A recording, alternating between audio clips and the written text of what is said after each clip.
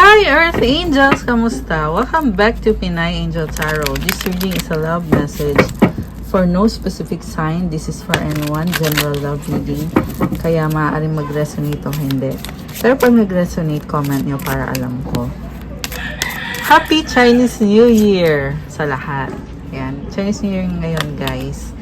So, kumusta na kayo? How are you celebrating the Chinese New Year? Also, it's new moon. And iba nga pala yung location ko ngayon. Kaya yun ang dahilan kung bakit iba yung setup. So, ito na yung cards nyo. Kuha ko muna kayo ng angel number. Angel number for our lovely viewers. Okay, we have, wow! 888 abundance! Oh my gosh. Blessings are here and more are on the way. Let yourself feel the abundant flow of energy, flow of prosperity that is all around you as you stand your highest self.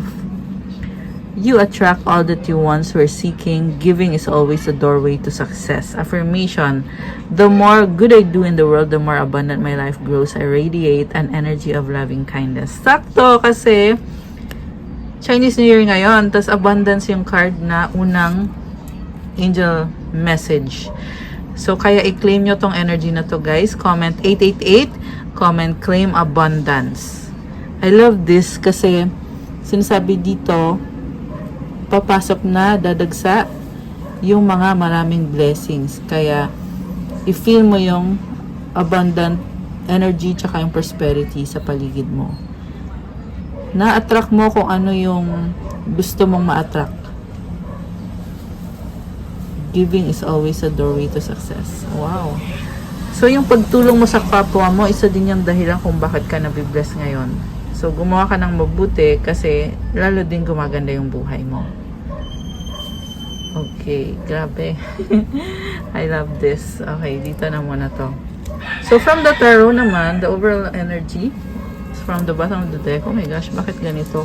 The Death card. Okay, I see someone. Person mo to. May nag-transform sa kanya. Okay. Grabe. Death card. Oh. Ending sa new beginnings, transformation, the Devil. Knight of Wands. This is someone na napaka-toxic sa buhay mo, pero nagtatapos na yung pagiging toxic nitong taong to. Player energy, Knight of Wands. Marami kang kasabay. Yan yung naririnig ko. So, hindi lang ikaw yung karelasyon nitong taong to. Also, something connected sa money. Okay? This may be someone after your money or hinahabol yung pera mo. So, take note na hindi magre-resonate sa lahat. Okay? So, death is about ending of a cycle. And mind you, malaking transformation to kasi major arcana card to eh. Ibig sabihin, ang nakita ko sa taong to ay this is someone na controlling eh. Controlling, pero iniwan mo ata to. Kaya ngayon, natatauhan na siya na yung mga ginawa niya sa'yo, yung pagiging controlling niya sa'yo ay mali naman talaga yon at kailangan nang ihinto.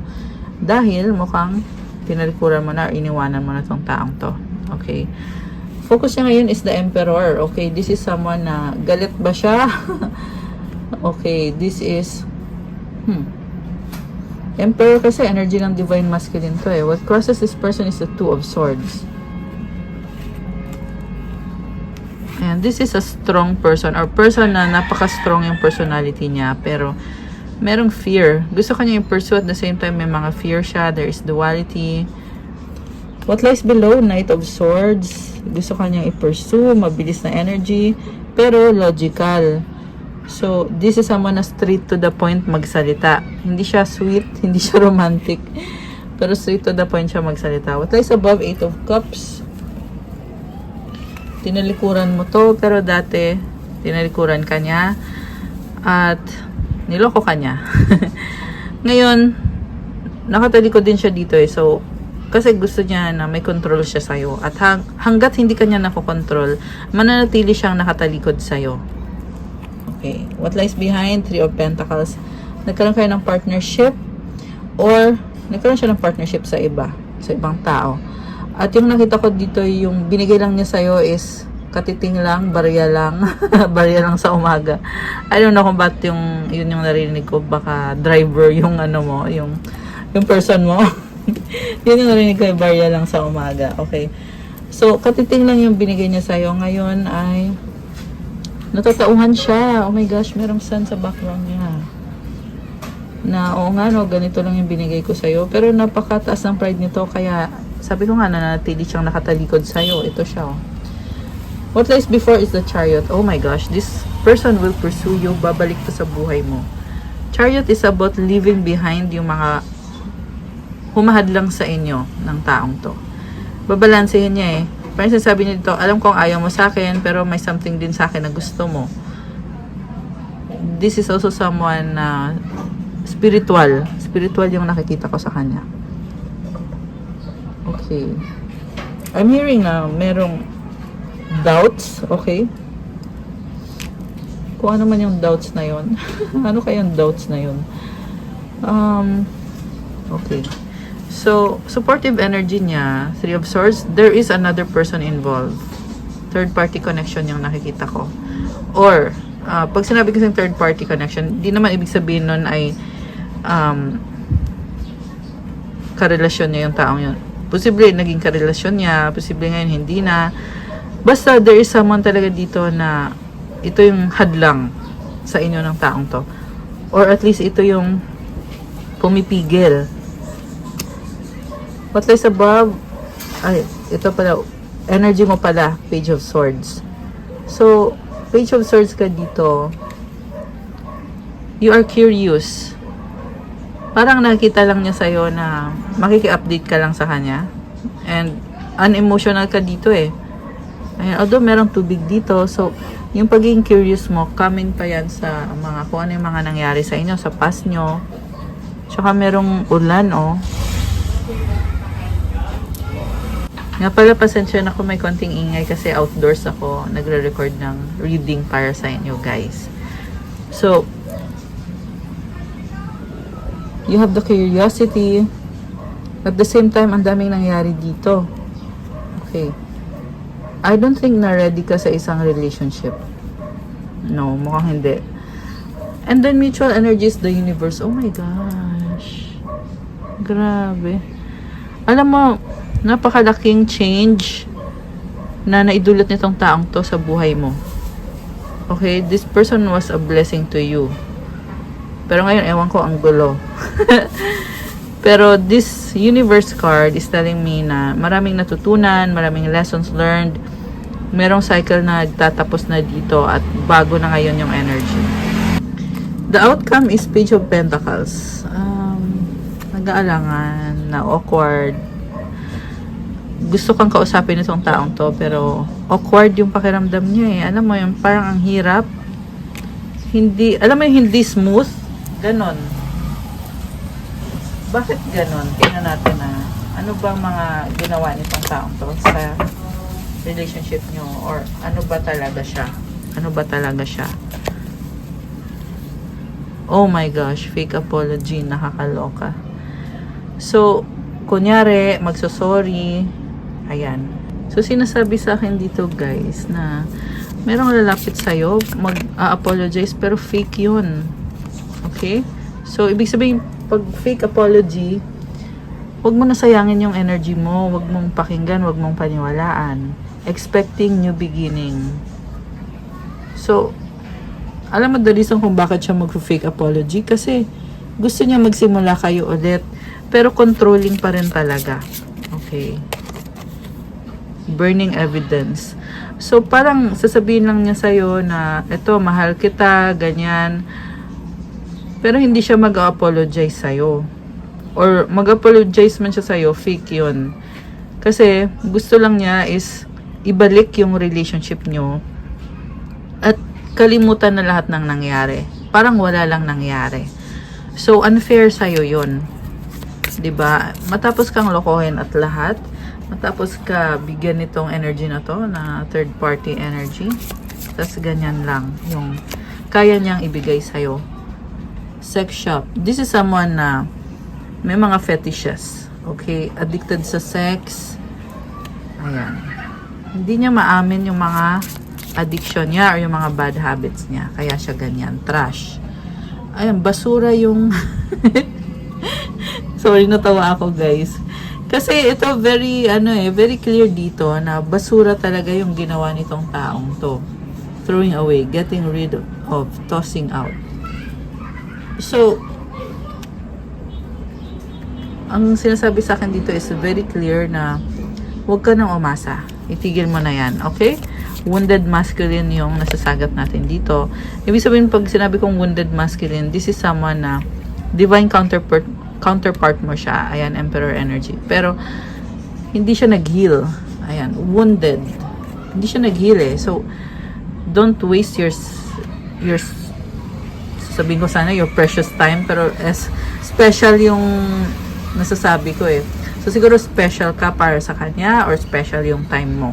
Basta ang sinasabi sa akin is, don't waste your precious time. They fucked up. No, knowing they fucked up. Oh my goodness. So, hindi niya na matiis yung guilt na nararamdaman niya. Alam niya na nagkamali siya sa'yo. Alam din niya na there is no way back into your life, into your heart. So, yan din yung dahilan kung bakit nananatili siyang nakatalikod, na pinaniniwala niya yung sarili niya na siya yung nang iwan sa'yo, siya yung tama, siya yung may control. Pero ang totoo niyan is, the reason kung bakit siya tumalikod is dahil they fucked up. Dahil hindi mo na siya tatanggapin, dahil niloko ka niya at natuklasan mo, nahuli mo, nabuko mo. Ito ang sakit ng ginawa niya sa'yo. And I don't even wanna delve into that. Kung ano yung hirap na pinagdaanan mo dyan. Kasi, sa nakita ko, it's not worth it. Kasi napaka-manipulative. 313 angel numbers. Oh my gosh. Napaka-manipulative nitong tao to. So, tingnan pa natin ano pa mga energies connected sa inyo. Ano pa ba? Ano pa ba? Endless possibilities, plant a tree. Okay, alam mo, naniniwala siya na pwede pang baguhin to. Maraming possibilities. Clear, light a candle. Okay. Pinagdadasal niya. Desire, send a postcard to your friend. So, something about Christmas. Ano nangyayari nung Christmas? Siguro nagmuni-muni siya nung Christmas. Kasi gusto ka pa rin niya at namimiss ka niya. Gusto niya magkaroon ng clarity. Kung ano na ba talaga yung status niyong dalawa. Magkakais ba kayo o ano. Kasi mahal ka pala niya. Love, kiss your lover. Grabe.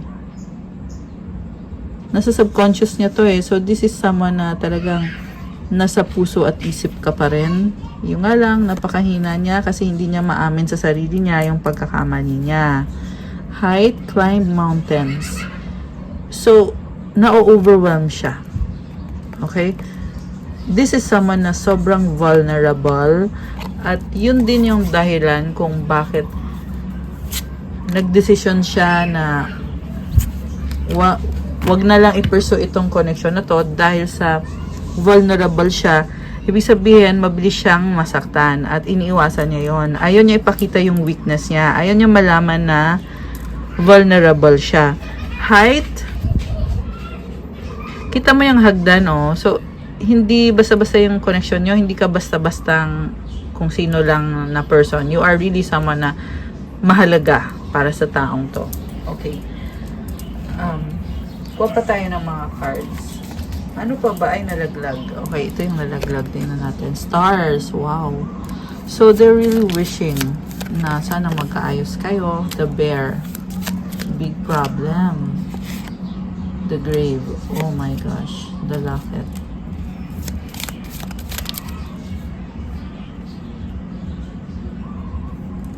Isa pa nga. The ring.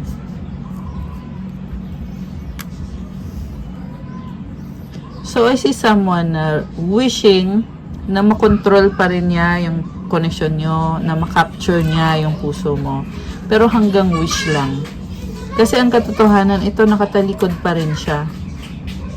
This is also someone na, alam mo yung parang reckless. Yan yung nakikita ko, yung reckless na gagawin niya kung anong tingin niya na, ay, ito kailangan ko tong gawin ngayon. Hindi niya pinag-iisipan ng mabuti. Parang the way siya nagmo-move is depende sa kung ano yung pakiramdam niya na gusto niyang gawin sa moment na yon. At gusto nga niya i-control ikaw or yung connection nyo dahil gusto niyang magkaroon ng commitment. The ring, gusto niyang mag-propose or mag-offer ng relationship, stability, wedding, kung ano man yung offer niya. The whip, okay. The rider. So, mabilis na energy ulit yung nakita ko dito. The child. The fish, okay. Actually, this is someone na parang ipipilit niya yung sarili niya. Sabihin niya sa'yo, oh, ano ba? Ito na ako, ano ba? Parang ipipilit yung sarili niya sa'yo eh. Para lang,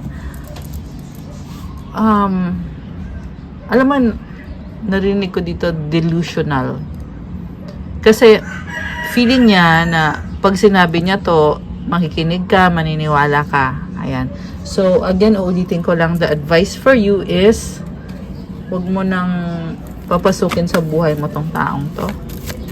Huwag na. Okay.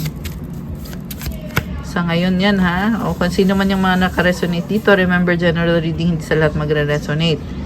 Okay? Kung hindi mag-resonate guys, check out nyo yung mga ibang readings sa channel na to. Tinanggal ko yung dumi. Okay. So we have health. Health issues could arise. Cycles, fate, karma, something ending, something beginning. So, nako. Mukhang magkakaproblema siya sa health niya. Things are getting serious. Marami na nangyari dito eh. Pero sa dulo, kahit na nagmamatigas itong tao dito na nasagap natin, pero ang gusto pa rin naman niya talaga is commitment talaga. Feeling niya kasi iba na to eh. Hindi na to laro-laro lang. Hindi na to date-date lang. Things are getting serious na daw. Ano bang gusto niya sabihin ngayon sa'yo? Gusto niya sabihin sa'yo. Are you thinking about me? Why do you have to be apart? Okay. Parang hindi niya kinakaya na magkahiwalay kayo. Do you love me the way I love you? Oh my gosh. Parang clingy yung energy na yun. Kuha ko ng energies ng viewer natin. Ikaw, anong energies mo? Tingnan natin. So, these are my new oracle card. More on spiritual yung itong mga oracle cards na ginawa ko for you guys. Okay, ano yung energies mo ngayon? Okay, we have cast your burden upon the Lord and He will sustain you. Psalm 55:22. He will never allow the righteous to be shaken. Grabe. So, yung burden mo, isurrender mo kay God kasi si God ang bahala sa'yo. As long as you are a good person. Righteous kasi sabi dito eh. Righteous is someone na talagang you are being a good person to the people around you and to yourself. Puprotektahan ka ni God kung ganun kang klase ng tao. Ibig sabihin guys, kung masama kang tao, syempre ganun yun. Very clear naman yung sinasabi sa verse na to, diba? Okay. Sorry, may tumawag sa akin eh. Okay, so, wow guys, you are a manifestor. Ayun oh. So, kaya naman pala, parang ramdam ko dito eh, na ayaw mo magsayang ng oras sa taong to. Kasi, nakukuha mo naman lahat ng gusto mo at kailangan mo. Kasi manifestor ka. Past life connection mo tong taong to. Cleansing energy. Soulmate mo siya eh. Pero, kini-cleanse mo na. Ibig sabihin, you have outgrown the person. Kaya sabi dito, hindi mo na siya kailangan. Prayer life. Kailangan mo yung prayer life. Right path ka dyan. Ayan. Right path ka dyan sa manifestation mo. As a prayer life mo. Ancestors are helping you. Supporting you. Okay. Anything else? Okay, tumalon. Dalawa. Healthy mind. Wow.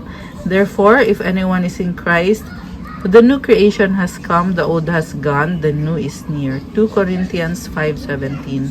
Alam mo talagang may nagbago talaga sa'yo. Binago ka ni God. At ipagpasalamat mo to, itong healthy mind, i-claim mo to, comment, claim healthy mind. Thank you, Jesus, for giving me a healthy mind. Comment mo to, the old has gone, the new is here. I-claim mo na tong energies na to. You have transformed. You have outgrown this person. Okay. Anything else? Hindi mo na siya kailangan. In other words. Oh, angels! I love that. Okay, teka, tumalon yung isang card. Lumipad. Ano to? Oh, infinity! Love that. So, comment again. 888. Ayan, o, tingnan mo. Oh. Infinity symbol to eh. Yung 888 abundance. Comment 888 abundance to claim. Oh my gosh, guys. Guys!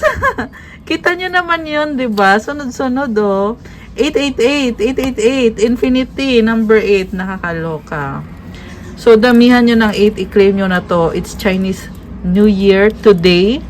So, it's the best time to claim the abundance na paparating this year for you guys.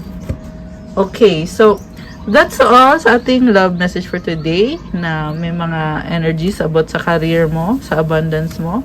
Thank you for watching and pa-like po ng video, comment, subscribe, hit the notification bell. Kung kailangan nyo ng gabay, kung nag-resonate at kailangan nyo ng more information, you can book a private reading. Message lang kayo sa Viber or sa WhatsApp. Nasa description box po yung contact details ko.